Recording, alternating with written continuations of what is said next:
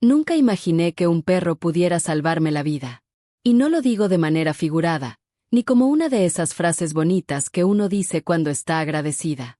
Lo digo en serio. Si Bruno no hubiera comenzado a cavar esa mañana frente a mi casa, yo hoy no estaría aquí para contarlo. O peor, estaría aquí, pero sin nada. Sin mi hogar. Sin mi historia. Sin lo único que me queda de 53 años de vida junto al hombre que amé. Esa mañana era un martes. Lo recuerdo porque los martes siempre huelen diferente en mi barrio. Huelen a pan recién horneado de la panadería de don Aurelio, a jazmines mojados por el rocío, a ese silencio particular que solo existe antes de que el mundo despierte del todo. Yo salí al jardín con mi taza de café, como cada mañana, envuelta en mi bata de flores azules, con el cabello todavía sin peinar. Tenía 71 años, vivía sola, y había aprendido a encontrar belleza en esas pequeñas rutinas que nadie más nota. Bruno estaba en el jardín antes que yo. Eso ya era extraño. Él dormía siempre hasta tarde. Era un perro viejo, mestizo, con el pelaje color caramelo oscuro y los ojos más expresivos que he visto en un animal. Mi esposo Rodrigo lo trajo a casa hace 11 años, cachorro, dentro de su chaqueta, sonriendo como niño. Para que no esté sola cuando yo no esté, me dijo. En ese momento lo regañé. Ahora le agradezco cada día. Esa mañana Bruno no dormía. Bruno cavaba. Lo hacía con una urgencia que nunca le había visto. Las patas delanteras golpeaban la tierra húmeda con furia, lanzando terrones hacia los lados, resoplando con cada movimiento. No era el jugueteo de un perro que encontró un hueso enterrado. Era otra cosa. Era desesperación. Era como si algo debajo de esa tierra lo estuviera llamando, y él no pudiera ignorarlo. «Bruno, ¿qué te pasa?», le pregunté. Él me miró un segundo. Solo un segundo. Y en esos ojos oscuros y cansados vi algo que me revolvió el estómago. Urgencia. Me miró como diciéndome algo que yo todavía no estaba lista para escuchar.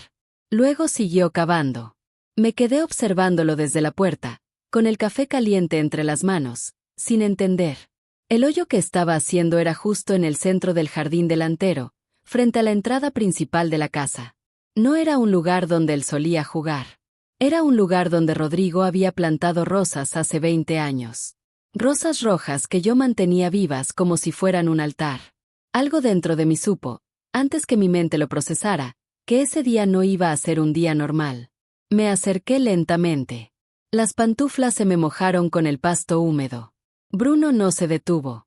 Cavaba y cavaba, y el hoyo ya tenía la profundidad de mi antebrazo. Le puse la mano en el lomo para calmarlo, y sentí como todo su cuerpo vibraba, tenso como una cuerda a punto de romperse.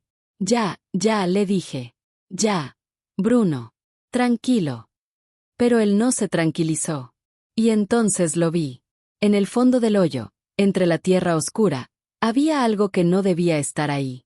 Algo que no era una raíz, ni una piedra, ni ninguna de las cosas que uno espera encontrar bajo un jardín.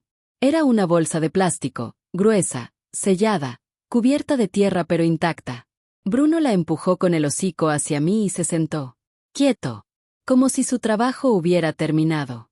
Mis manos temblaron cuando la tomé. No la abrí de inmediato. Me quedé arrodillada en la tierra, con la bolsa entre los dedos, sintiendo su peso. No era pesada.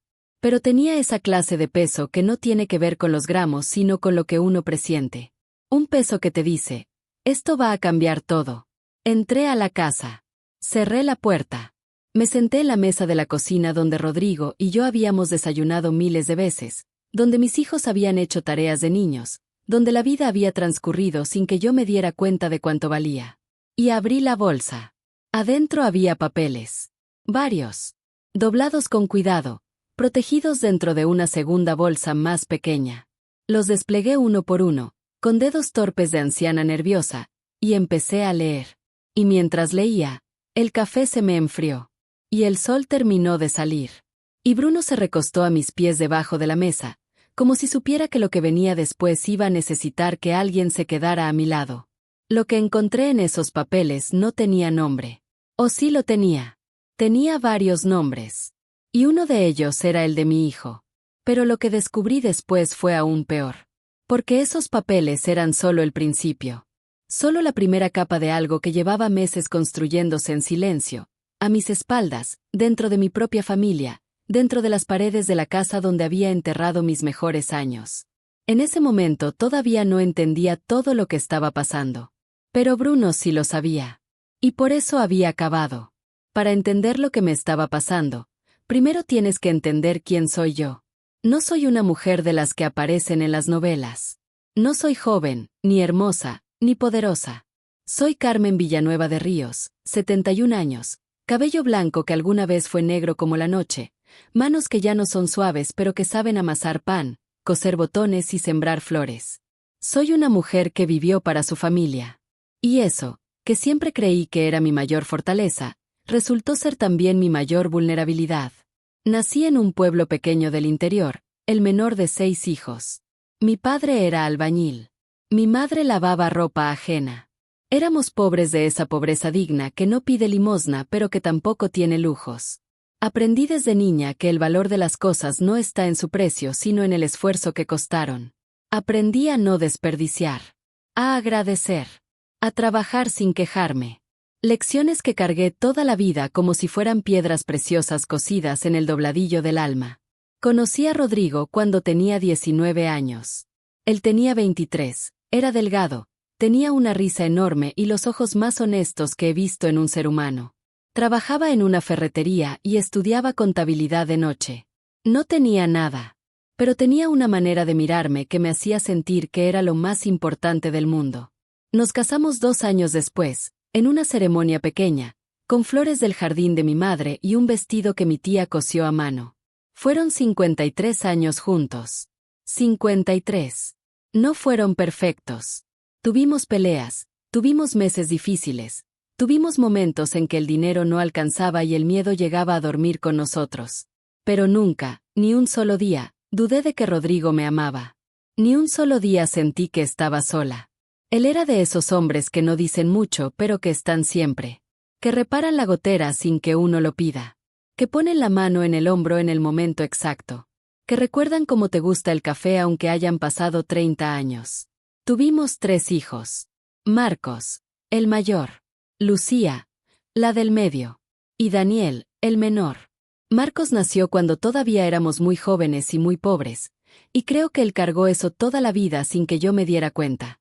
Fue el niño serio, el responsable, el que siempre quiso más de lo que teníamos. Lucía fue luz desde el primer día, risueña, generosa, la que heredó el corazón de Rodrigo. Y Daniel fue el consentido. El que llegó cuando ya teníamos más estabilidad, cuando ya podíamos darnos algunos gustos.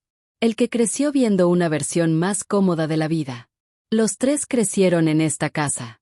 Esta casa que Rodrigo construyó con sus propias manos durante 4 años, ladrillo por ladrillo, trabajando de noche después de su jornada de día, con la espalda rota y la determinación intacta. Esta casa la colonia Jardines del Valle, con el jardín donde plantó las rosas rojas el día que la terminamos, con la cocina grande donde yo hice miles de comidas, con el cuarto de costura que él me habilitó porque sabía que necesitaba un espacio propio. Esta casa era nuestra historia. Era todo lo que habíamos construido juntos. Rodrigo murió hace 4 años. Un infarto fulminante, un martes por la mañana, mientras tomaba su café. No sufrió, me dijeron. Fue rápido. Pero para mí no fue rápido. Para mí fue como si alguien apagara de golpe todas las luces del mundo, y yo me quedara en medio de una oscuridad que no sabía cómo navegar. El duelo fue silencioso y largo. Mis hijos vinieron los primeros meses. Lucía se quedó 3 semanas conmigo, dormía en el cuarto de huéspedes, me acompañaba al mercado, me hacía reír aunque yo no tuviera ganas. Marcos llamaba los domingos, puntual, con esa puntualidad suya que siempre fue más obligación que cariño. Y Daniel apareció y desapareció como siempre, con excusas distintas y la misma distancia de siempre. Después de 1 año, las visitas se espaciaron. Después de 2 años, los llamados se volvieron cortos. Cumpleaños. Navidades. Algún domingo suelto. Yo lo entendía. Tenían sus vidas, sus trabajos, sus propios hijos. No quería ser una carga. Nunca quise ser una carga. Así que aprendí a vivir con Bruno, con mi jardín, con mis telenovelas de la tarde y mis vecinas de siempre. Pero hubo algo que cambió en Marcos después de la muerte de Rodrigo. Al principio no lo noté. O no quise notarlo. Empezó a preguntar por los papeles de la casa. Por el testamento. Por los ahorros. Preguntas que yo respondía con paciencia, pensando que era lógico, que era el hijo mayor siendo responsable. Pero las preguntas se volvieron más frecuentes. Más específicas. Empezó a venir con su esposa, Verónica, una mujer de sonrisa perfecta y ojos que nunca terminaban de calentarse. Un día me trajo unos papeles para firmar. Son trámites, mamá. Para simplificar las cosas. Para que estés protegida. Yo los miré sin entender bien. Había términos legales que no conocía, párrafos largos en letra pequeña. Le pregunté si debía leerlos con calma. Él me dijo que no era necesario, que eran rutinarios. Yo estaba a punto de firmar cuando Bruno empezó a ladrar. Fuerte. Desde el jardín. Tan fuerte e insistente que me distraje, que salí a ver qué pasaba, y cuando volví Marcos ya estaba guardando los papeles con una expresión que no supe leer en ese momento. Ahora sé lo que era. Era frustración. Era el gesto de alguien cuyo plan había sido interrumpido en el último segundo por un perro viejo y terco que no entendía de negocios, pero que entendía perfectamente de lealtad. En ese momento todavía no entendía lo que estaba pasando. Pero lo que descubrí después, cuando finalmente tuve esos papeles en mis manos, cuando pude leerlos sin prisa y sin la presión de los ojos de mi hijo encima, fue algo que ninguna madre debería descubrir jamás. Y Bruno lo había sabido antes que yo. Siempre lo había sabido. Era un jueves por la tarde cuando Marcos llegó con el notario. No avisó. Nunca avisaba. Esa era su manera de hacer las cosas. Siempre había sido así desde niño. Aparecía, imponía su presencia, y esperaba que el mundo se acomodara a su ritmo. Yo estaba en la cocina pelando papas cuando escuché el timbre, y cuando abrí la puerta lo vi ahí parado, con su traje gris de los días importantes y una sonrisa que no le llegaba a los ojos. Detrás de él, un hombre que no conocía, con maletín de cuero y lentes de montura dorada. Mamá, te presento al licenciado Fuentes. Necesitamos hablar. No me dio tiempo de decir nada. Entraron. Se sentaron en la sala como si la casa fuera de ellos. El licenciado Fuentes abrió su maletín y sacó una carpeta gruesa, llena de documentos marcados con pestañas de colores. Marcos se acomodó en el sillón de Rodrigo, el sillón donde mi esposo veía el fútbol los domingos, y cruzó los brazos con esa expresión suya de hombre que ya tomó una decisión y solo necesita que los demás la confirmen. ¿Qué es todo esto?, pregunté. Son papeles para protegerte, mamá. Ya te lo expliqué antes. Pero esta vez algo en mí se resistió. Tal vez fue el tono. Tal vez fue la manera en que el notario evitó mirarme a los ojos cuando le pregunté su nombre completo. Tal vez fue Bruno, que desde el momento en que entraron esos dos hombres se había colocado entre mis piernas y no se movía, tenso, con ese gruñido bajo y continuo que solo emitía cuando algo no estaba bien. Me senté despacio. Pedí la carpeta. Marcos frunció el ceño. No es necesario que leas todo eso ahora. Son términos técnicos que el licenciado puede explicarte en palabras simples. El licenciado Fuentes asintió con demasiada rapidez, como ensayado. Yo extendí la mano de todas formas. Hubo un segundo de tensión que duró más de lo que debería durar entre un hijo y su madre. Me dieron la carpeta. Empecé a leer. Lentamente, como lo hacen las personas que saben que cada palabra importa. Y mientras leía, sentía los ojos de Marcos sobre mí, impacientes, contando los segundos. El licenciado Fuentes carraspeó 2 veces. Nadie habló. Solo el sonido de las páginas pasando, y el gruñido suave de Bruno a mis pies, como un motor encendido en modo de alerta. Lo primero que entendí fue que no era una protección. Era una transferencia. Los documentos describían algo llamado Fideicomiso Familiar de Administración Patrimonial. Palabras grandes, elegantes, diseñadas para sonar razonables. Pero debajo de toda esa elegancia legal, lo que decían era simple. Yo cedía la administración completa de mi casa y mis bienes a un representante designado, quien tomaría todas las decisiones sobre la propiedad en mi nombre, en consideración a mi edad avanzada y para garantizar mi bienestar futuro. Mi edad avanzada. Leí esa frase 3 veces. 71 años. Eso era lo que justificaba quitarme el control de lo único que tenía. 71 años. Como si eso fuera una enfermedad. Como si vivir muchos años te convirtiera automáticamente en alguien incapaz de decidir sobre su propia vida. ¿Quién es el representante designado?, pregunté sin levantar la vista. Marcos no respondió de inmediato. Ese segundo de silencio fue más elocuente que cualquier palabra. Soy yo, mamá. Para que pueda gestionar todo más fácilmente. Para que tú no tengas que preocuparte por nada.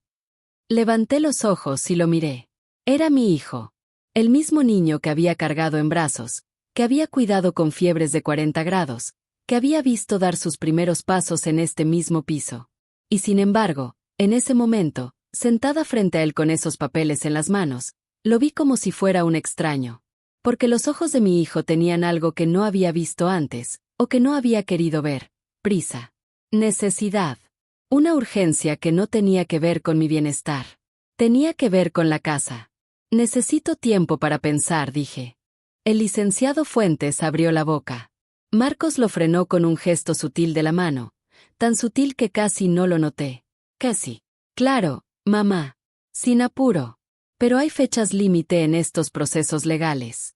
El licenciado nos dice que si no firmamos antes del viernes, perdemos la ventana. El viernes. 3 días. Sonreí. Una sonrisa pequeña, de las que uno aprende a hacer cuando tiene 71 años y ha visto suficiente mundo como para reconocer la presión disfrazada de urgencia. Me levanté, les ofrecí café, y mientras estaba en la cocina escuché fragmentos de la conversación en voz baja entre los dos hombres. Solo alcancé a entender 3 palabras. 3 palabras que me helaron la sangre. Ya está hecho. Volví a la sala con las tazas. Conversamos 20 minutos más sobre nada importante. Los despedí con educación, como siempre. Y cuando cerré la puerta y me quedé sola en el corredor, Bruno se acercó y apoyó la cabeza contra mi pierna. Lo agarré del collar y me agaché hasta quedar a su nivel. ¿Qué saben ellos que yo no sé, Bruno? Él me miró. Y esa misma tarde, cuando creí que todo era solo un malentendido, cuando todavía me resistía a creer que mi propio hijo era capaz de algo así, Bruno salió al jardín y empezó a cavar. No en cualquier lugar. Exactamente donde Rodrigo había plantado las rosas. Exactamente donde, años atrás, mi esposo solía sentarse a pensar cuando algo lo preocupaba. Como si supiera que la respuesta estaba ahí abajo. Como si Rodrigo mismo lo hubiera enviado a buscarla. Y lo que encontré en esa bolsa de plástico enterrada bajo las rosas cambió todo lo que yo creía saber sobre mi familia, sobre mi casa, y sobre lo que mi esposo había descubierto antes de morir. Pero eso todavía tardé unos días en entenderlo del todo. Porque la verdad era mucho más profunda que cualquier hoyo que un perro pudiera cavar. Al día siguiente de la visita de Marcos, no dormí. Me quedé en la cama mirando el techo, con los papeles del notario sobre la mesita de noche y Bruno acurrucado a mis pies, respirando con esa calma de los animales que no necesitan entender el mundo para sentirse seguros en él. Yo no tenía esa calma. Tenía el pecho apretado, la mente dando vueltas, y esas 3 palabras girando sin parar dentro de mi cabeza como una canción que no puedes dejar de escuchar aunque no quieras. Ya está hecho. ¿Qué estaba hecho? ¿Qué habían hecho sin decirme? ¿Cuándo? ¿Cómo? Preguntas que se multiplicaban en la oscuridad del cuarto, sin respuestas, sin nadie a quien preguntarle. Pensé en llamar a Lucía. Mi hija del medio, la generosa, la que siempre había sido honesta conmigo. Pero algo me detuvo. Una corazonada. Una de esas voces internas que uno aprende a escuchar cuando ya ha vivido suficiente para saber que a veces la prudencia vale más que el alivio inmediato. Esperé. A las 6 de la mañana me levanté, me vestí, saqué a Bruno a caminar por el barrio como hacíamos siempre. El aire fresco me despejó un poco. Caminamos por las calles de siempre, saludé a don Aurelio que barría la entrada de su panadería, me detuve un momento frente al parque donde mis hijos habían jugado de niños. Todo igual, todo en su lugar.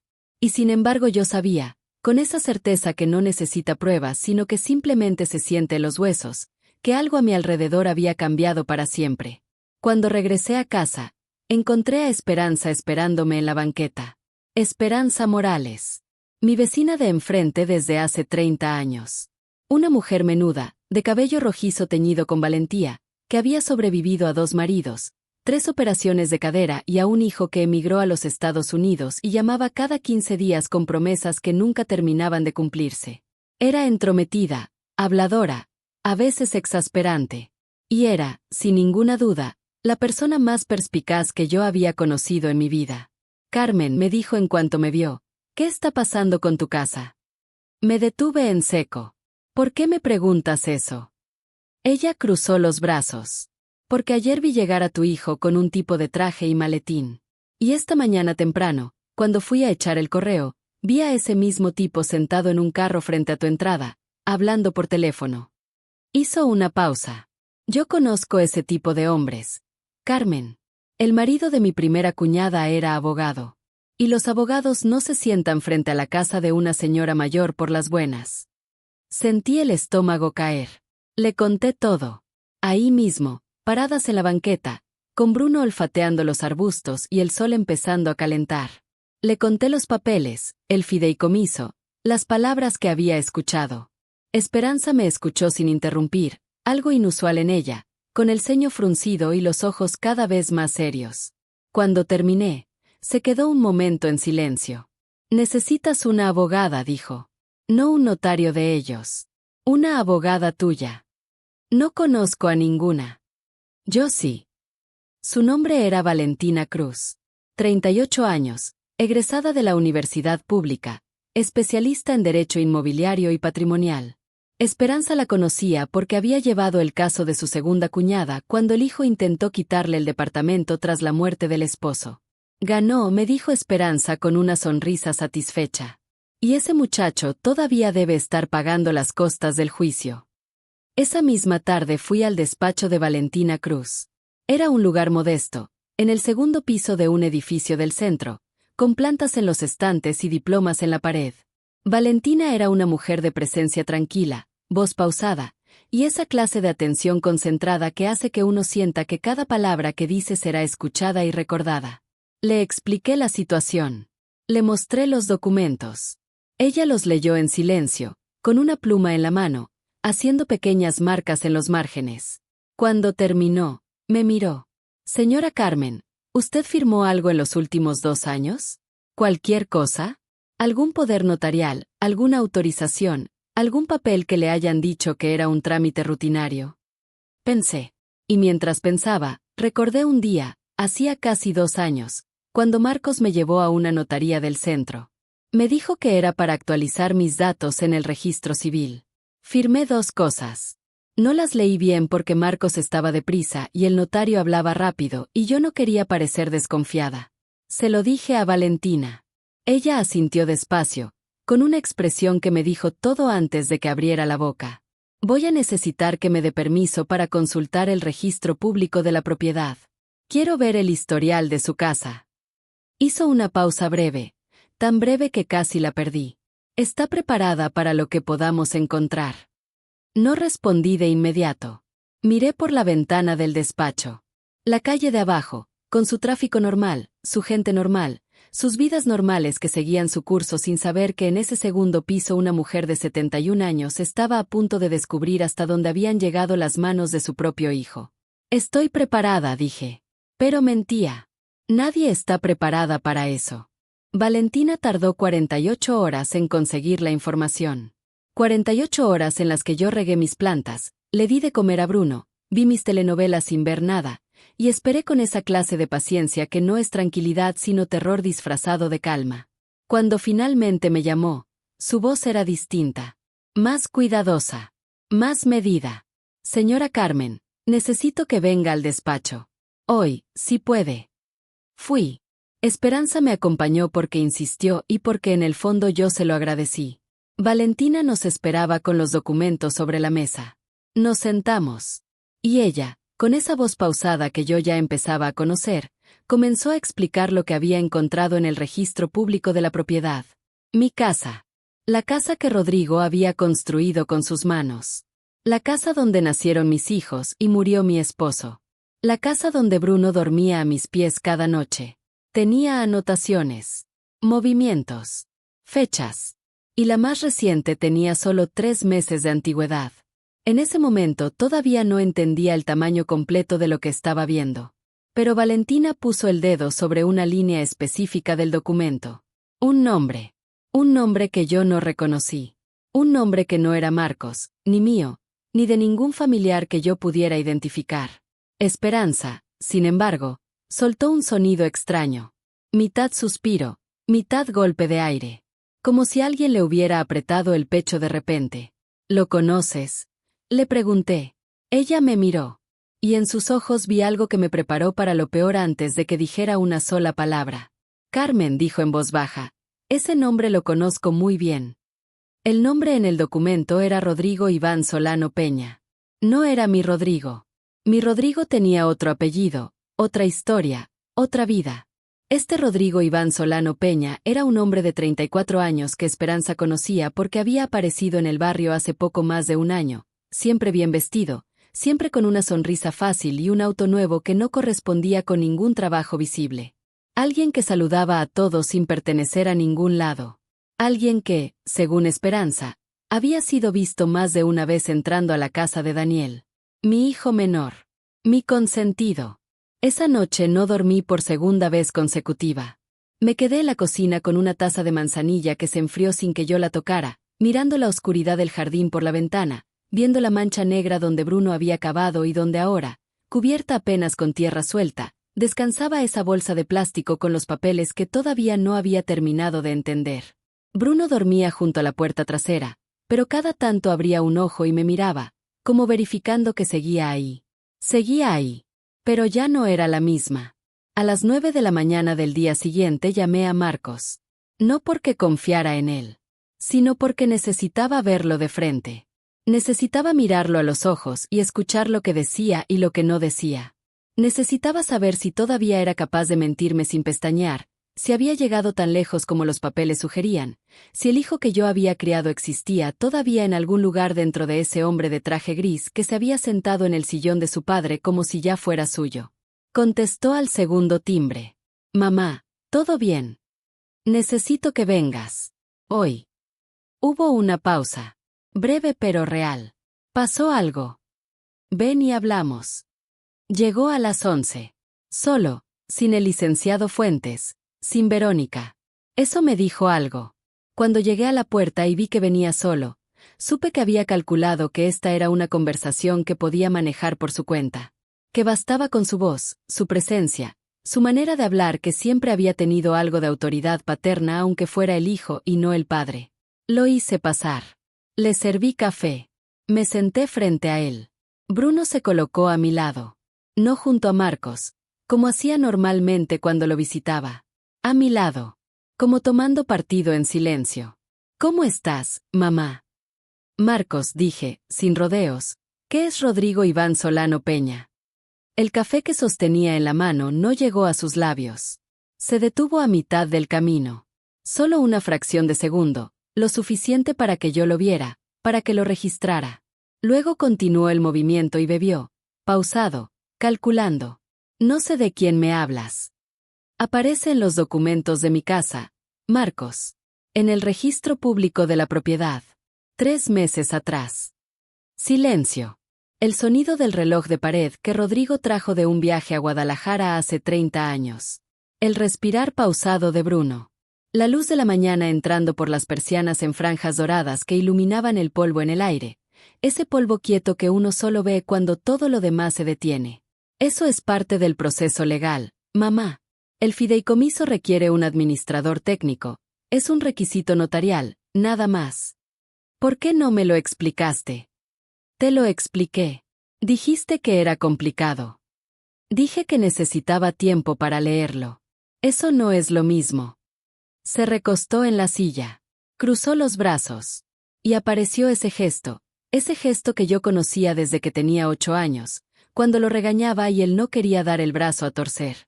Mandíbula tensa. Mirada que se va hacia un lado. La postura de alguien que ha decidido que tiene razón y que el mundo está equivocado.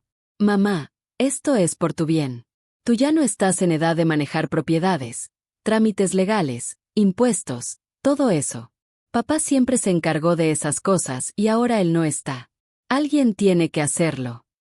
Las palabras me cayeron encima como agua helada. Ya no estás en edad. Como si los años fueran una deuda que me hubieran cobrado sin avisarme. Como si haber vivido mucho fuera equivalente a haber dejado de existir.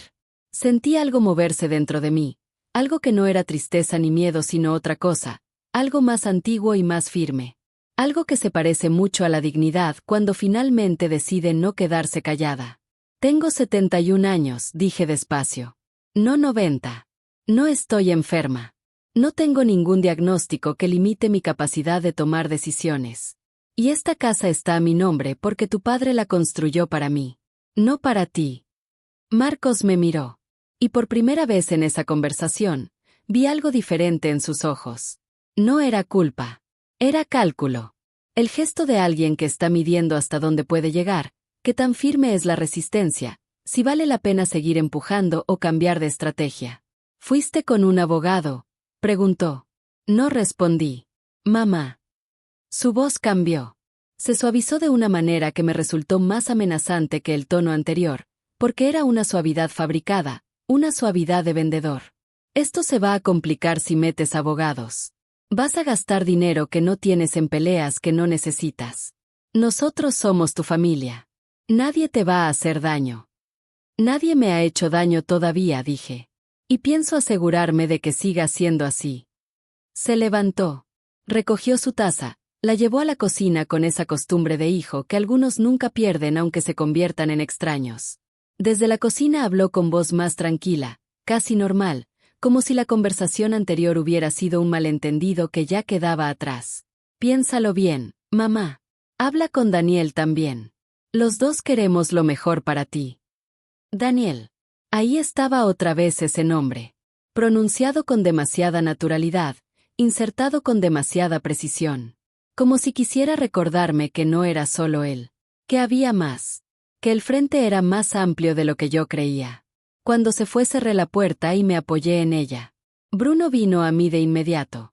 Me puso las patas en el abdomen, algo que no hacía desde que era cachorro, y me miró desde abajo con esos ojos color miel que contenían todo lo que un animal puede saber y que un ser humano a veces se niega a ver. Lo sé, Bruno, le dije. Lo sé. Esa tarde llamé a Valentina. Le conté la conversación. Le conté lo que Marcos dijo sobre Daniel. Le conté el nombre de Rodrigo Iván Solano Peña. Y le conté algo más, algo que había recordado durante la noche mientras miraba el jardín oscuro, que semanas antes de morir, Rodrigo había estado muy callado. Más de lo normal. Se sentaba en el jardín a horas extrañas. Escribía en una libreta que yo nunca vi antes y que después de su muerte nunca encontré. Valentina escuchó todo en silencio. Luego dijo algo que no esperaba. Señora Carmen, ¿usted cree que su esposo pudo haber descubierto algo antes de morir? Me quedé sin habla. Porque sí. Ahora que lo pensaba, ahora que todo empezaba a encajar con esa lógica cruel que tiene la verdad cuando por fin decide mostrarse, sí creía que Rodrigo había descubierto algo. Algo que lo había perturbado. Algo que lo había llevado a escribir en una libreta que desapareció. Algo que tal vez, solo tal vez, había guardado de otra manera. Algo que Bruno sabía dónde encontrar. Pero lo que descubrí después fue aún peor de lo que imaginaba. Porque Rodrigo no solo había descubierto algo. Rodrigo había actuado. Y lo que había hecho, en silencio, sin decirme nada para protegerme, cambiaría el curso de todo lo que estaba por venir. Valentina me citó un miércoles a las 10 de la mañana. Esperanza insistió en acompañarme otra vez y yo no me resistí. Había algo reconfortante en su presencia, en su manera de ocupar el espacio con energía y determinación, como si su sola compañía fuera un escudo.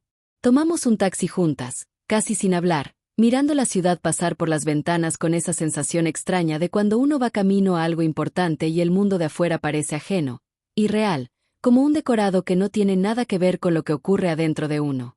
El despacho de Valentina olía a café recién hecho. Ella nos esperaba de pie, junto a su escritorio, con una carpeta en las manos y esa expresión que yo ya había aprendido a leer en los pocos días que la conocía. Era la expresión de alguien que tiene información difícil y que ha decidido entregarla con cuidado pero sin rodeos. La expresión de quien respeta demasiado a su interlocutora como para suavizar lo que no tiene suavidad posible. Nos sentamos. Valentina abrió la carpeta. Señora Carmen, voy a mostrarle lo que encontré en el registro público de la propiedad. Quiero que lo vea directamente, sin intermediarios. Giró la carpeta hacia mí y colocó el dedo sobre una línea del documento. Esta es la escritura original de su casa, registrada a nombre de Rodrigo Ríos Montoya y Carmen Villanueva de Ríos. Fecha original, hace 28 años. La reconocí.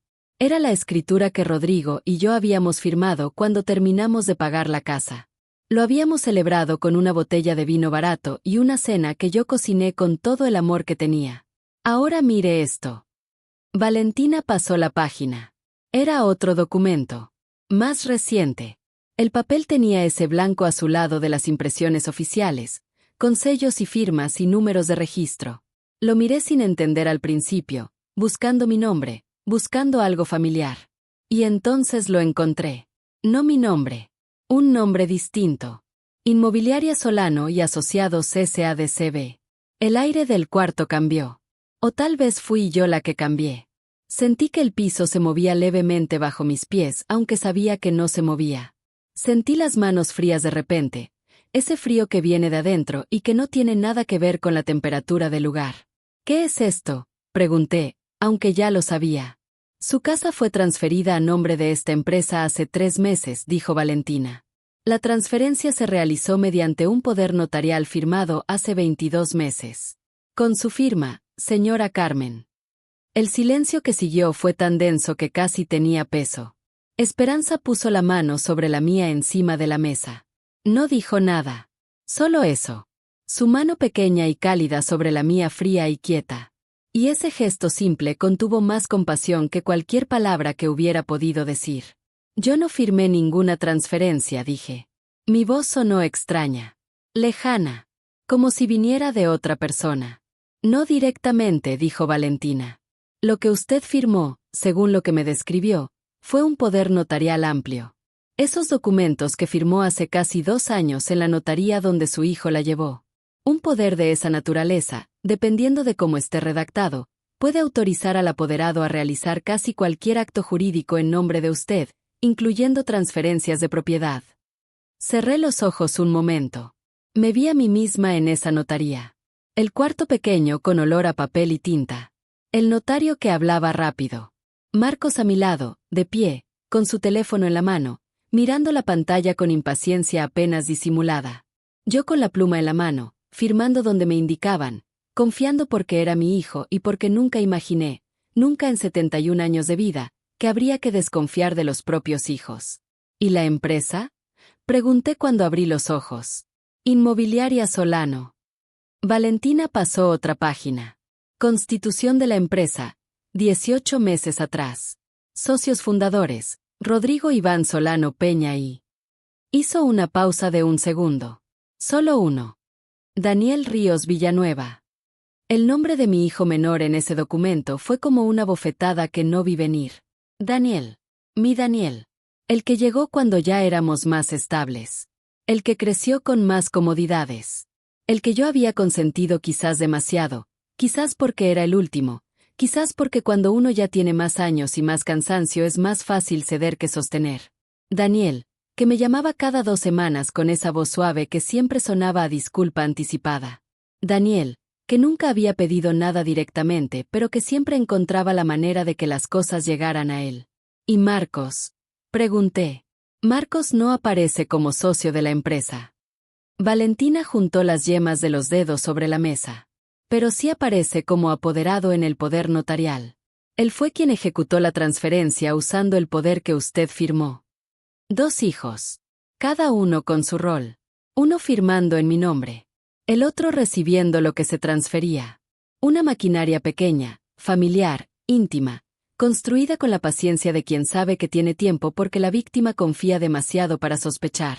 ¿Y Lucía?, pregunté en voz muy baja. Su hija no aparece en ninguno de estos documentos. Eso me dio algo.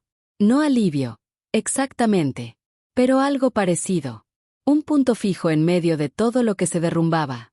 Lucía no sabía, o no había querido participar. Y eso, aunque no cambiaba nada de lo que ya había ocurrido, me permitió seguir respirando en ese cuarto. ¿Qué puedo hacer?, pregunté. Valentina me miró con esa claridad tranquila que debía ser su mejor herramienta de trabajo. Hay varias líneas de acción posibles. Primero, podemos impugnar el poder notarial argumentando vicio del consentimiento, es decir, que usted firmó sin comprender el alcance real del documento. Segundo, podemos investigar si el notario actuó con irregularidades, lo cual añadiría otra capa al caso. Tercero, hizo una pausa. Si existiera alguna prueba adicional de que la transferencia se realizó con dolo, con intención deliberada de engañarla, el caso dejaría de ser civil y se convertiría en penal. Prueba adicional. Y en ese momento pensé en Bruno. En la bolsa de plástico. En los papeles que había sacado de la tierra húmeda bajo las rosas de Rodrigo. Papeles que yo había guardado en el cajón de mi mesita de noche sin terminar de entender lo que contenían. Papeles que mi esposo había enterrado antes de morir, en el único lugar que sabía que yo cuidaría para siempre. Creo que tengo algo, dije. Valentina levantó la vista. Mi esposo enterró unos documentos en el jardín antes de morir. Mi perro los encontró. No los he entendido del todo, pero creo que... Me detuve. Tomé aire. Creo que Rodrigo sabía lo que estaban planeando. Y creo que dejó una prueba. El despacho quedó en silencio. Esperanza apretó mi mano con más fuerza. Y Valentina, por primera vez desde que la conocía, sonrió. Una sonrisa pequeña, contenida, pero real. La sonrisa de alguien que acaba de ver que una puerta que parecía cerrada tiene, después de todo, una llave. Tráigame esos documentos, señora Carmen. Pero lo que esos papeles contenían era algo que ni Valentina, con toda su experiencia, esperaba encontrar. Porque Rodrigo no solo había descubierto el plan de sus hijos. Había hecho algo al respecto. Algo silencioso, meticuloso y extraordinariamente inteligente para un hombre que nunca fue abogado pero que había pasado 50 años aprendiendo que en esta vida, lo que no se documenta no existe. Esa noche saqué los papeles del cajón de mi mesita de noche. Los extendí sobre la cama con cuidado, uno por uno, como si fueran algo frágil que pudiera deshacerse si los tocaba de más. Bruno saltó a la cama sin que yo lo invitara, algo que nunca le permitía porque Rodrigo siempre decía que los perros en la cama malcrían el colchón. Pero esa noche no lo bajé. Esa noche necesitaba su calor cerca, su peso sólido y real contra mis piernas, su manera de respirar pausado en medio de todo lo que me desbordaba. Los papeles eran 6 en total. Distintos tamaños, distintos formatos. El primero era una hoja manuscrita. La letra de Rodrigo, inconfundible, esa letra de hombre que aprendió a escribir con esfuerzo y que nunca perdió cierta rigidez de trazos, cierta honestidad gráfica que correspondía exactamente con quien era. La hoja no tenía fecha al principio. Tuve que buscarla al final, donde Rodrigo había anotado el día como solía hacer, discretamente, en el margen inferior derecho. 6 semanas antes de su muerte. Me temblaron las manos. Las puse planas sobre la cama un momento, respiré, y volví a tomar el papel. Empecé a leer. Y mientras leía, la habitación pareció hacerse más pequeña, más quieta, como si el mundo entero se hubiera detenido para darme espacio de recibir lo que mi esposo había querido decirme sin poder decírmelo en vida. Rodrigo escribía con su voz. Así de claro. Explicaba que semanas atrás había revisado los estados de cuenta del banco donde teníamos nuestra cuenta conjunta. Había notado retiros que no reconocía. Cantidades medianas, nada escandaloso, del tipo que uno podría atribuir al olvido o al descuido si no fuera porque Rodrigo nunca fue descuidado con el dinero. Investigó. Habló discretamente con el ejecutivo del banco que lo conocía de años. Y descubrió que alguien había realizado cambios en los permisos de la cuenta usando una carta poder que él nunca había firmado. Una firma falsa. La suya. Falsificada. Seguí leyendo con el corazón golpeándome el pecho como si quisiera salir. Rodrigo había confrontado a Daniel. No a Marcos, a Daniel. Porque el movimiento bancario tenía una dirección IP asociada que el ejecutivo, violando quizás algún protocolo pero actuando como el amigo que era, le había mostrado. Y esa dirección correspondía a un dispositivo registrado en el domicilio de Daniel. Mi hijo menor. Mi consentido. La confrontación había sido por teléfono. Daniel lloró. Prometió que era un error, que lo iba a arreglar, que necesitaba dinero para una deuda urgente y que iba a devolver todo. Rodrigo le creyó. O quiso creerle. Porque era su hijo y porque uno quiere creerles a los hijos hasta que ya no puede más. Pero algo en esa conversación lo dejó inquieto. Algo que Daniel dijo sin querer, una referencia vaga a el negocio que tenemos con Marcos, que Rodrigo no entendió en ese momento pero que no pudo dejar de recordar. Empezó a investigar por su cuenta. Y aquí estaba la segunda hoja. Impresa, no manuscrita. Una captura de pantalla de un correo electrónico que Rodrigo había logrado ver, nunca supe cómo, entre Marcos y alguien identificado solo como RS. Las iniciales de Rodrigo Iván Solano Peña. El correo tenía 16 meses de antigüedad. Hablaba de la propiedad de la colonia Jardines del Valle. Hablaba de tiempos y de la firma de la señora como si yo fuera un trámite pendiente, un obstáculo administrativo que había que resolver. Un objeto. No una persona. No una madre. Un obstáculo. Tuve que dejar el papel un momento y mirar al techo. Bruno lamió mi mano. Yo cerré los ojos y respiré 3 veces, contándolas, como aprendí a hacer en los años difíciles cuando el aire se sentía escaso.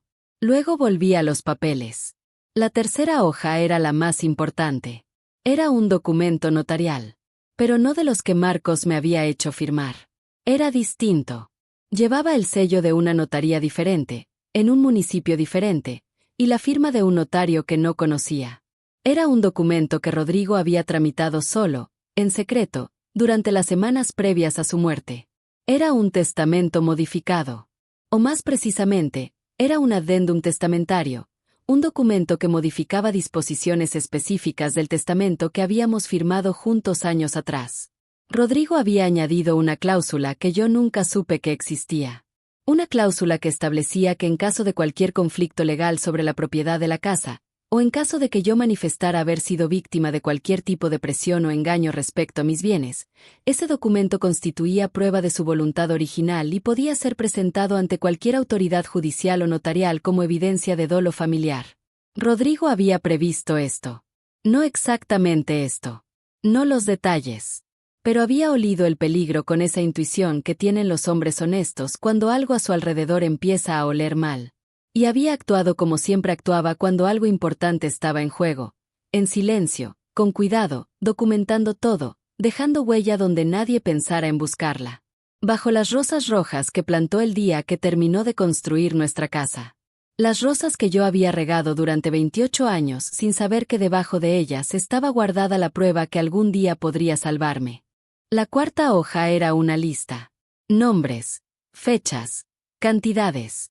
Un registro meticuloso de cada movimiento sospechoso que Rodrigo había detectado en los últimos meses de su vida. Retiros bancarios. Llamadas que había escuchado sin querer. Visitas de personas que no conocía a la casa de Daniel. Todo anotado con la precisión de un contador que sabe que los números no mienten aunque las personas sí. La quinta hoja era una carta. Para mí. No voy a repetir todo lo que decía. Hay cosas que le pertenecen solo al corazón. Pero sí voy a decir que Rodrigo me pedía perdón por no habérmelo dicho en vida. Me explicaba que no quería preocuparme, que esperaba equivocarse, que cada día que pasaba se convencía de que era una paranoia de hombre viejo.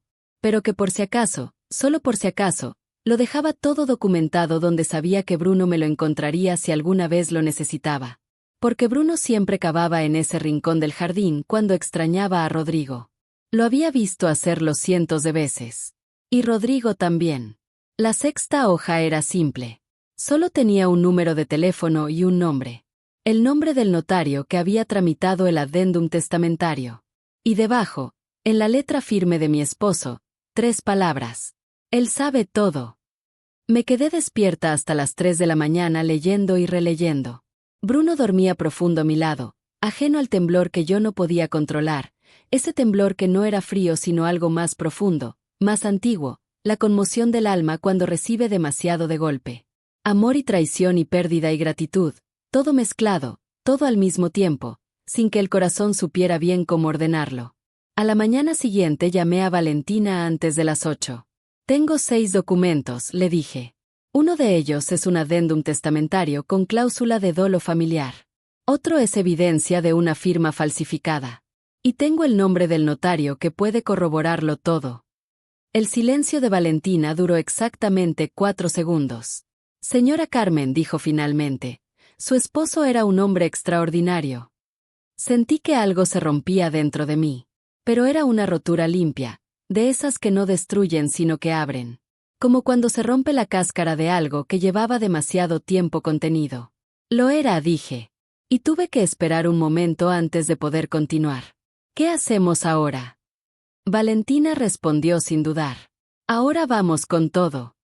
Pero lo que ninguna de las dos sabía todavía era que mientras nosotras avanzábamos, Marcos y Daniel también se habían movido. Y lo que habían hecho en las últimas 48 horas añadía una capa al caso que ni Valentina con toda su experiencia había anticipado. Porque ellos no estaban solos. Y el licenciado Fuentes no era solo un notario. Valentina me llamó al día siguiente a las 2 de la tarde. No era su horario habitual. Ella siempre llamaba por las mañanas, con esa disciplina ordenada de persona que tiene el día dividido en bloques precisos. Cuando vi su nombre en la pantalla del teléfono a esa hora supe que algo había ocurrido. Contesté antes del segundo timbre, de pie en la cocina, con Bruno mirándome desde su rincón como si él también supiera que esa llamada era importante. Señora Carmen, necesito contarle algo. Y necesito que se siente antes de escucharlo. Me senté. Esta mañana hablé con el notario que aparece en la lista de su esposo. El que tramitó el adendum testamentario. Valentina hizo una pausa breve. Es un hombre mayor, muy serio, lleva 30 años en el oficio. Confirmó todo. Recuerda perfectamente a Rodrigo. Dice que vino solo, muy tranquilo, y que le explicó la situación con una claridad que lo impresionó. Firmaron el adendum, quedó registrado, y el notario guardó una copia en su archivo personal, además de la copia oficial. Todo en orden. Sentí alivio. Pero solo un segundo. Sin embargo, continuó Valentina, cuando fui esta mañana a revisar el expediente en el registro público para preparar la impugnación del poder notarial, encontré algo que no estaba ahí 3 días atrás. El refrigerador zumbaba. Un perro ladró afuera, lejos. El reloj de Rodrigo marcaba los segundos con su tic tranquilo e indiferente. ¿Qué encontró? Una anotación nueva, reciente, sobre la propiedad de su casa. Valentina eligió las palabras con cuidado, como quien coloca objetos frágiles sobre una superficie inestable. Alguien presentó una solicitud de regularización del traspaso hace 48 horas, con documentos adicionales. Entre esos documentos había una carta firmada supuestamente por usted, señora Carmen, donde declaraba estar de acuerdo con la transferencia y renunciaba a cualquier acción legal futura. El frío volvió. El frío de adentro. Yo no firmé ninguna carta. Lo sé. Por eso la estoy investigando. Una pausa. La firma es muy buena, señora Carmen. Muy convincente. Alguien tuvo acceso a varios documentos con su firma original para poder replicarla con ese nivel de detalle. Alguien cercano. Alguien que ha tenido su firma entre las manos más de una vez. Cerré los ojos. Repasé mentalmente. Marcos. Daniel. El licenciado Fuentes. Verónica, la esposa de Marcos, que a veces me ayudaba con trámites del banco cuando yo no podía ir. Y entonces llegué a un nombre que no había considerado todavía. Un nombre que había estado frente a mis ojos todo el tiempo sin que yo lo viera porque estaba demasiado cerca para verlo con claridad. Valentina, dije despacio. ¿Quién presentó esa solicitud? ¿Hay un nombre en el expediente? Sí. Una gestora. Una mujer que aparece como representante legal auxiliar del licenciado Fuentes. Escuché el sonido de papeles. Se llama Andrea Montiel. El nombre no me dijo nada al principio. Lo repetí mentalmente. Andrea Montiel. Andrea. Y entonces, como cuando los ojos se adaptan a la oscuridad y de pronto los contornos aparecen donde antes no había nada, lo vi. Andrea. La novia de Daniel. Llevaba casi 2 años saliendo con mi hijo menor. Una mujer joven, de voz suave y modales perfectos, que me trataba con una amabilidad tan constante que nunca me había parecido sospechosa precisamente porque nunca fallaba. Siempre con un detalle cuando venía a casa. Siempre preguntando cómo me sentía, si necesitaba algo, si me habían revisado el médico. Una atención que yo había leído como afecto y que ahora, desde esta nueva luz brutal, se reordenaba en algo completamente diferente. Atención de quien necesita información. Atención de quien estudia a su objetivo. Recordé las veces que Andrea había estado en mi casa. Las veces que me había ayudado con el correo cuando yo tenía la vista cansada. Las veces que había tomado documentos entre sus manos para ayudarme a ordenarlos, a archivarlos, a entender algún formulario. Las veces que me había acompañado a trámites menores, siempre dispuesta, siempre sonriente, siempre tan cerca. Y yo agradeciéndole. Yo que le servía té y le contaba de Rodrigo y le mostraba las fotos viejas porque era la novia de mi hijo y porque pensé que algún día podría ser la madre de mis nietos. Tuve que poner la mano sobre la mesa para no perder el equilibrio aunque estaba sentada. ¿Cuánto tiempo lleva trabajando con Fuentes?, pregunté. Según el Colegio de Abogados, está registrada como su auxiliar desde hace 22 meses. Valentina dejó que el número flotara en el aire un momento. 22 meses. Exactamente el mismo tiempo que llevaba saliendo con Daniel. Exactamente el mismo tiempo desde el que todo había empezado a moverse en silencio alrededor de mí. Señora Carmen, esto ya no es solo un caso de abuso patrimonial familiar. Esto es una operación coordinada. Andrea Montiel no es solo la novia de su hijo. Es parte activa del esquema. Me pregunté cuándo había empezado todo. Si el día que Daniel me la presentó ya estaba todo planeado. Si la primera vez que ella me ayudó con el correo ya sabía exactamente lo que buscaba. Si cada taza de té, cada pregunta amable, cada visita al médico que me ofreció acompañarme había sido un paso calculado en un plan que yo nunca vi porque nunca imaginé que hubiera que verlo. ¿Qué hacemos?, pregunté. Lo que hacemos ahora cambia el nivel del caso completamente. La voz de Valentina era firme, clara, sin fisuras. Con los documentos de su esposo, con la firma falsa, con la participación de un auxiliar legal en el esquema, tenemos elementos suficientes para presentar una denuncia penal. No solo civil, penal. Hizo una pausa. Pero necesito que entienda lo que eso significa. Significa que sus hijos podrían enfrentar cargos. Significa que esto va a salir del ámbito privado de la familia. El reloj de Rodrigo siguió marcando los segundos. Pensé en él. En sus manos construyendo esta casa ladrillo por ladrillo. En su letra cuidadosa sobre esas hojas que Bruno me había traído desde la tierra. En esas 3 palabras al final de la lista del notario. Él sabe todo. Rodrigo había hecho su parte. En silencio, con amor, con esa clase de valentía tranquila que no hace ruido pero que no cede. Era mi turno. Presenten la denuncia, dije. Pero antes de que Valentina pudiera responder escuché algo. Un sonido afuera. El crujido familiar del portón del jardín que yo conocía de memoria porque llevaba años necesitando un ajuste que nunca terminé de hacer. Alguien estaba entrando. Bruno escuchó antes que yo. Estaba ya de pie, mirando hacia la puerta trasera, con ese gruñido bajo que no era ladrido sino advertencia. Valentina, alguien está entrando a mi jardín. ¿Cerró el portón esta mañana? Siempre lo cierro. Señora Carmen, salga por la puerta delantera y vaya a casa de su vecina. Ahora, lleve los documentos con usted. Tomé la carpeta con los papeles de Rodrigo. Tomé mi bolsa. Llamé a Bruno con un silbido suave y caminé hacia la puerta delantera con una calma que no era mía sino prestada, la calma de las personas que han decidido que no van a dejar que el miedo tome las decisiones por ellas. Salí. Crucé la calle. Llegué a casa de Esperanza, que abrió la puerta antes de que yo tocara, como si también hubiera escuchado algo, como si el barrio entero hubiera estado en alerta sin que nadie lo dijera en voz alta. Desde la ventana de Esperanza vi quién había entrado a mi jardín. Era Andrea. Sola. Con una bolsa de mano grande. Caminando hacia la parte trasera de la casa con la familiaridad de quien conoce el lugar, con la seguridad de quien cree que nadie la está viendo. Se detuvo junto al hoyo que Bruno había cavado. Lo miró. Se agachó. Buscó algo con las manos en la tierra suelta. No encontró nada porque yo ya tenía todo. Pero lo que no esperaba era lo que ocurrió después. Lo que ninguna de nosotras esperaba.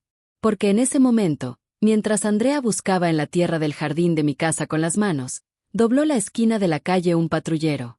Despacio. Sin sirena. Como si supiera exactamente a dónde iba. Y se detuvo frente a mi casa. 2 oficiales bajaron. Uno habló por radio. El otro caminó hacia el jardín y se detuvo al ver a Andrea arrodillada en la tierra. Ella se levantó de golpe. Dijo algo que no escuché desde la ventana de Esperanza. El oficial respondió algo. Y Andrea, Con esa compostura perfecta que nunca le fallaba, se quedó absolutamente quieta. La habían estado siguiendo. Valentina había movido piezas que yo no sabía que estaba moviendo. Y lo que los oficiales encontraron en la bolsa de mano de Andrea cuando le pidieron que la abriera hizo que uno de ellos se detuviera, mirara a su compañero, y guardara silencio. Un silencio que desde la ventana de Esperanza yo sentí como el primer momento de justicia real en todo lo que había vivido. Pero el clímax todavía no había llegado. Porque Marcos y Daniel no sabían todavía lo que estaba ocurriendo. Y cuando lo supieran, sus reacciones revelarían la última capa de algo que incluso Valentina, incluso yo, no habíamos terminado de ver. Esa noche Valentina vino a casa de Esperanza.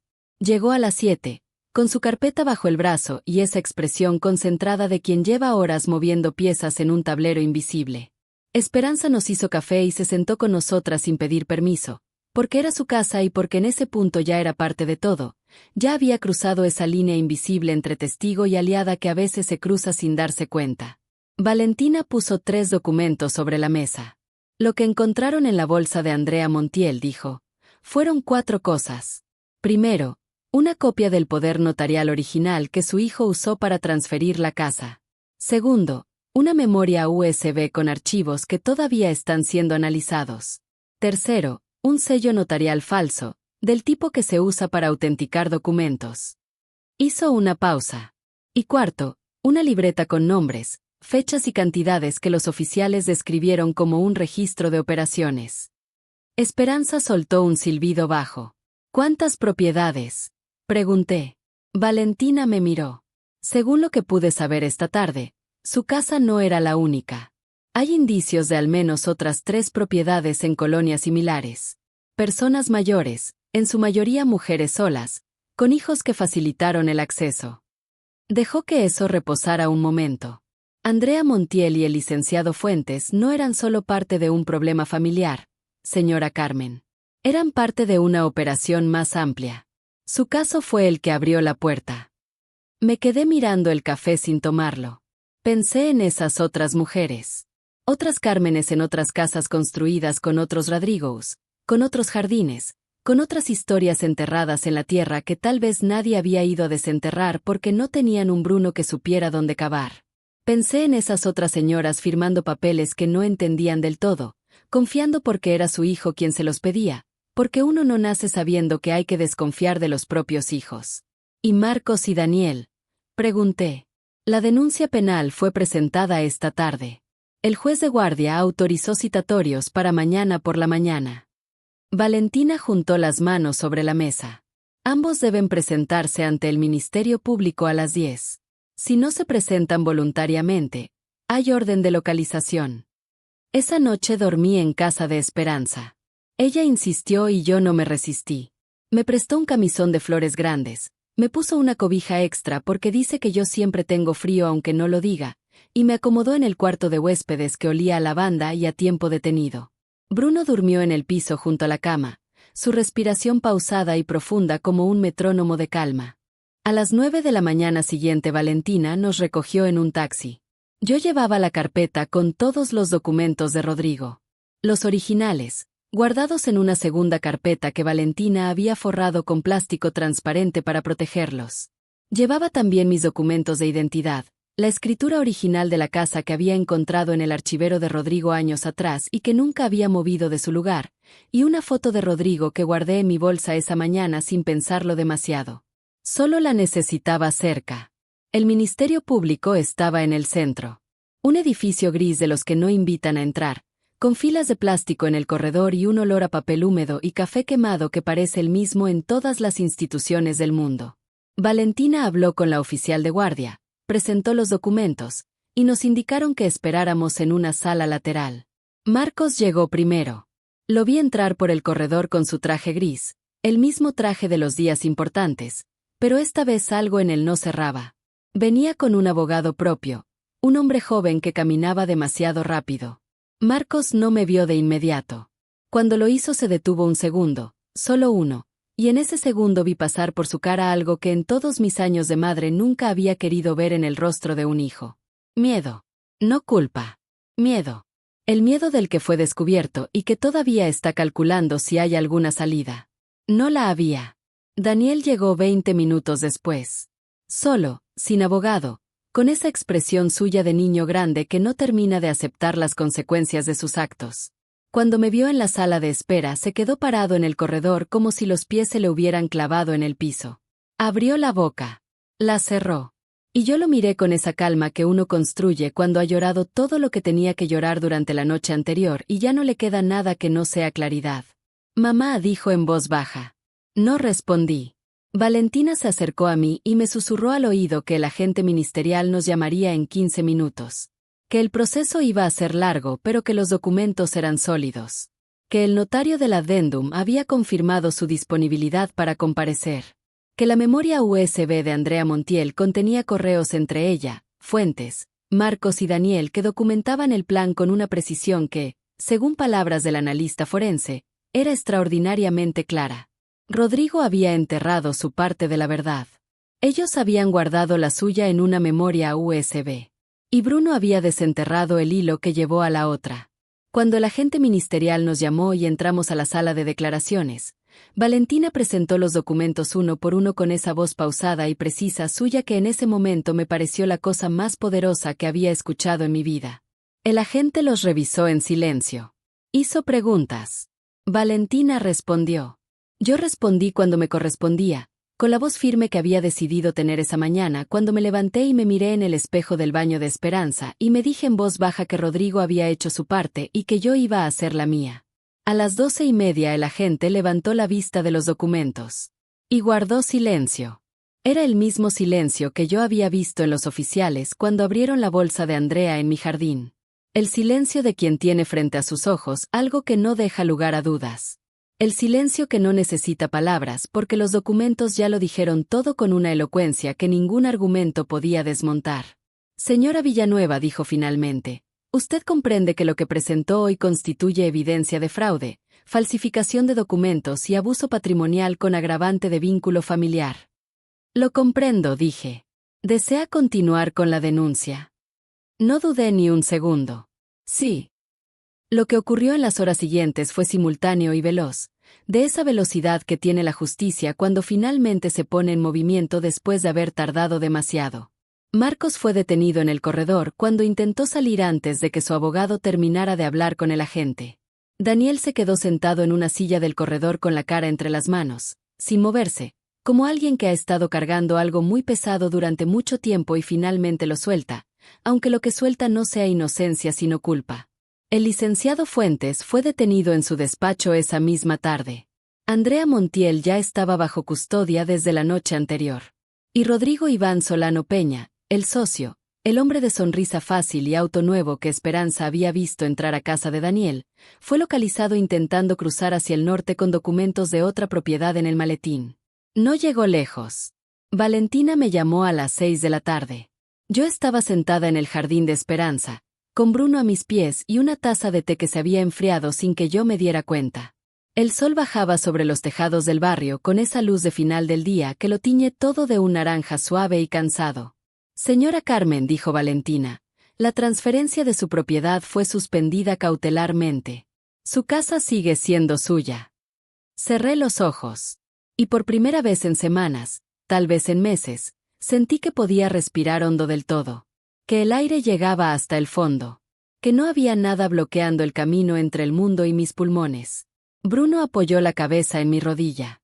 Yo puse la mano sobre su cabeza y me quedé así, quieta, sintiendo su calor, escuchando el barrio a mi alrededor, los niños jugando en alguna calle cercana, una radio encendida en alguna ventana, el sonido ordinario y extraordinario de la vida siguiendo su curso.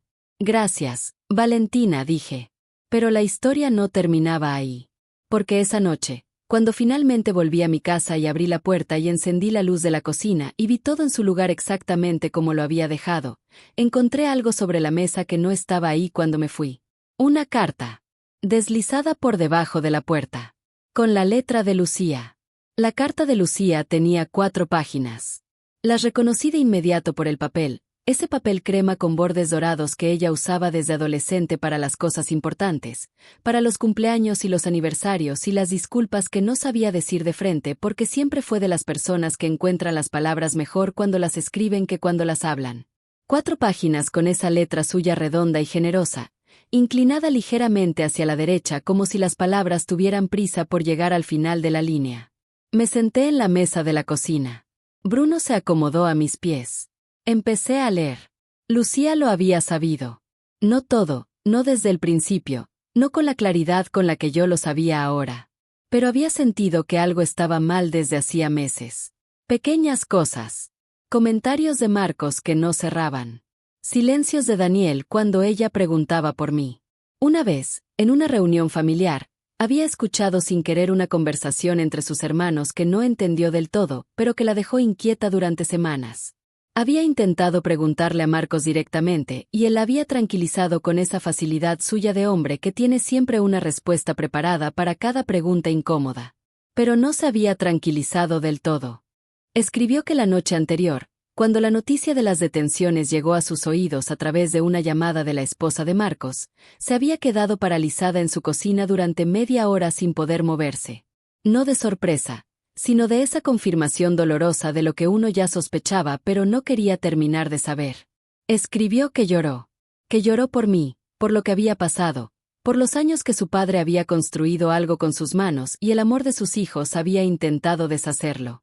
Que lloró también de vergüenza, no por lo que ella había hecho, sino por pertenecer a la misma familia que había hecho eso. Y escribió algo más. Algo que tuve que leer 2 veces. Escribió que papá le había dicho algo, meses antes de morir. Que la había llamado un domingo por la tarde, sin razón aparente, solo para hablar. Y al final de esa conversación, casi de paso, como si fuera una observación sin importancia, le había dicho: «Cuida a tu mamá, Lucía. No importa lo que pase. Cuídala». Ella no había entendido en ese momento. Ahora sí. Terminé de leer la carta. La doblé con cuidado, la guardé en mi bata, y me quedé sentada en silencio en la cocina de mi casa. La misma cocina de siempre. Las mismas paredes, el mismo reloj de Rodrigo en la sala marcando los segundos con su tic paciente e invariable, la misma luz de la lámpara de techo que Rodrigo instaló un sábado por la mañana hace 15 años y que nunca había fallado. Todo igual. Y todo completamente distinto. Llamé a Lucía esa noche. Contestó al primer timbre, como si hubiera estado esperando junto al teléfono, como si supiera que yo llamaría aunque fueran las 10 de la noche. No dije mucho. Ella tampoco. A veces entre una madre y una hija las palabras más importantes no se dicen sino que se transmiten por ese canal invisible que se abre en los momentos en que el lenguaje ordinario no alcanza. «Ven cuando puedas», le dije. «Mañana estoy ahí», respondió. Y así fue.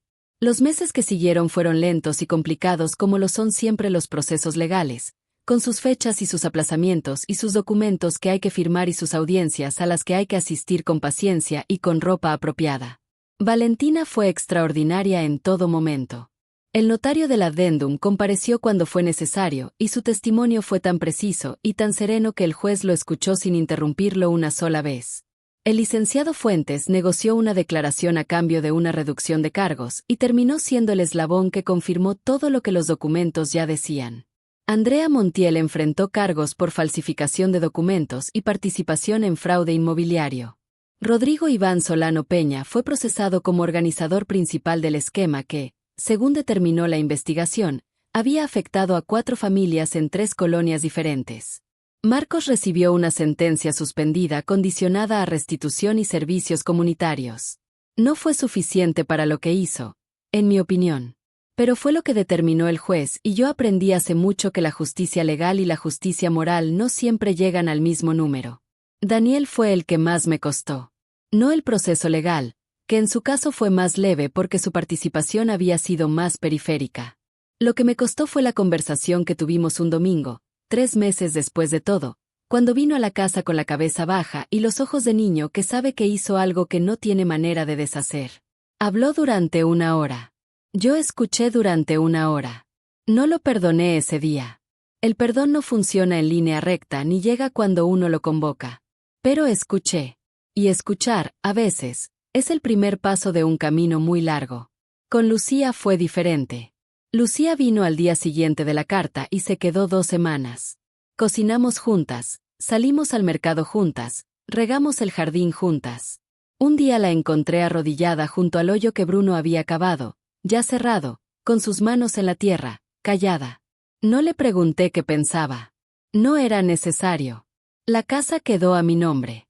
Limpia, sin anotaciones, sin gravámenes, sin sombras legales. Valentina tramitó la cancelación de todos los movimientos fraudulentos con una eficiencia que me dejó sin palabras. El día que me entregó la escritura definitivamente saneada la guardé en el mismo archivero donde Rodrigo siempre guardó los documentos importantes, en el mismo folder azul que había usado toda la vida, con su letra en la etiqueta. La casa de la colonia Jardines del Valle. Carmen Villanueva de Ríos. Esa noche hice una cosa que no había planeado hacer. Tomé la carta de Rodrigo, la que él había escrito para mis semanas antes de morir, la que Bruno me trajo desde la tierra bajo las rosas, y la leí otra vez en voz alta, sola en la cocina, con Bruno durmiendo a mis pies y el reloj marcando los segundos en la sala. Algunas partes me hicieron llorar. Las mismas que la primera vez. El llanto de los documentos que no cambia aunque uno ya los conozca de memoria, porque hay ciertas palabras que no pierden su peso por mucho que las repita. Al final de la carta Rodrigo había escrito algo que la primera vez había leído pero no había terminado de recibir. Una frase corta, sin adornos, con esa economía de palabras que tenía cuando quería decir algo verdaderamente importante. Si estás leyendo esto, Carmen, es porque resististe. Y yo siempre supe que ibas a resistir. Doblé la carta. La guardé en el folder azul junto a la escritura. Y me quedé sentada en silencio, en la cocina de mi casa, en la casa que Rodrigo construyó con sus manos, con su amor y su paciencia y esa fe tranquila que tenía en el futuro incluso cuando el futuro no se veía claro. Bruno levantó la cabeza, me miró, y volvió a dormirse con esa placidez de los animales que han cumplido su misión y lo saben. Afuera, en el jardín, las rosas rojas seguían en su lugar. Las mismas que Rodrigo plantó el día que terminó la casa. Las mismas que yo había regado durante 28 años sin saber lo que guardaban. Seguían ahí, obstinadas y rojas, ajenas al tiempo y a la traición y a todo lo que había ocurrido a su alrededor, recordándome que hay cosas que resisten porque están bien plantadas desde el principio. Como esta casa. Como este amor. Como yo. ¿Hubieras confiado en tu propio hijo como confió Carmen? ¿Qué hubieras hecho diferente? Cuéntame en los comentarios. Me encanta leer cada una de sus historias. Y si conoces a alguien que necesita escuchar esto hoy, compártelo con esa persona. A veces una historia llega justo cuando más se necesita.